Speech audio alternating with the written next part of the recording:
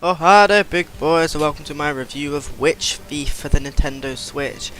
Well, this game isn't very good. It's a 3D bullet hell game, so it's a bullet hell game, but it's sort of behind the shoulder camera, and it's by doing that it's meant to make you more in the action, but doing it really all it does is make it annoying, because now you've got to try and avoid the bullets which are behind you. You can't even see them, and the frame rate is not a good thing for the frame rate at all. You can actually move the camera a bit upwards, so you can basically play it top down, but even then it's still, you can't see behind you. So the game is very difficult, especially on the harder difficulties, but even on normal it's still ridiculous. Like, I think you die, if you get 3 lives, and if you die more than that you got to restart the entire level. Most levels are about half an hour long. I think there's 5 of them, 5 levels of about half an hour. So yeah, you can see how that could be a problem. There is this mode called chill mode and an easy mode, which basically make the game actually playable. To be honest, I said it. But then you basically have infinite lives and there's no challenge at all. So yeah, a bit weird. To be honest, the game doesn't do very good at actually letting you have a chance of defending yourself, because a lot of time you get these sort of weird lasers that just come out from nowhere, which don't give you any chance to prepare for them. The normal bullets you can reasonably avoid, but it's just, yeah, the game doesn't really work like this. I think if this game was top down, I mean, it wouldn't be anything special, but at least then it'd be a bit more playable and a bit more fun. But let's talk about some positives, shall we? Basically, it looks quite pretty, I suppose. That's about it. The frame rate is very inconsistent on the Switch. On portable mode, I'd say it's normally about 30 to 45 FPS, sort of, because the game can go up to 60 out of nowhere, and it can even go down to literally 2 frames per second. There was a point when I was playing the game where I was genuinely getting less than a frame a second. Like, it's ridiculous. It's like they didn't even really check it. I think they didn't seem to really check the later levels, especially the early ones are fine. I was like, damn, this is running pretty well, it looks pretty good, I'm pretty happy. Later ones, yeah.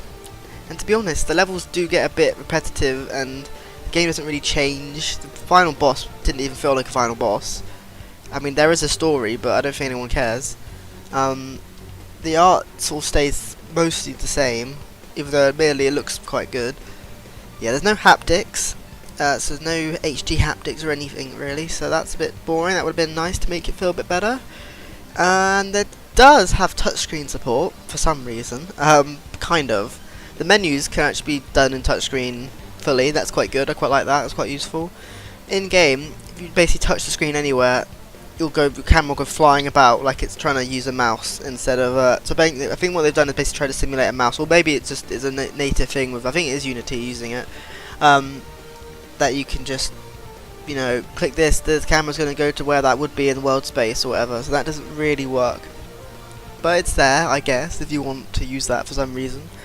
Anyway, there's this really weird thing where every time you kill a boss or you die, which happens a lot to me, there's this weird bright flashing. It flashes white 3 times, and I mean, it can be turned off on the settings, but it's a really odd decision. I get for like having it once when you kill a boss, because it's not going to happen too often, but it happens so often it goes, ugh, quite disruptive.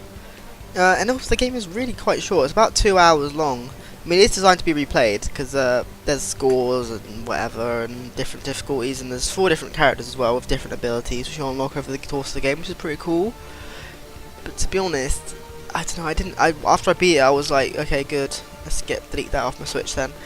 I don't know, it's fine if you're into games like this, and you've always wanted to try like a 3D one, and if you're good at these sort of games, I'm sure it's alright, but it's just, it doesn't feel that satisfying. The only thing that did feel quite good, I have to say, is that you get this sort of special ability you can use, and this one, for the main character anyway, sort of takes in all the magic, all the bullets people have thrown out, puts them into one big ball, and then hits them out wherever you were looking at, and that was quite satisfying. It did cause a lot of frame rate drops, but it was very satisfying, especially when you're doing it on a final boss and getting on the final boss on the bosses and doing absurd amounts of damage all of a sudden, and that's quite good. But yeah, and also that was really buggy when I was using one of the characters, which sort of zooms you in through all the enemies. It bugs the camera out, and at one point it even spawned me back outside the map. Yeah, this game just doesn't feel very well polished.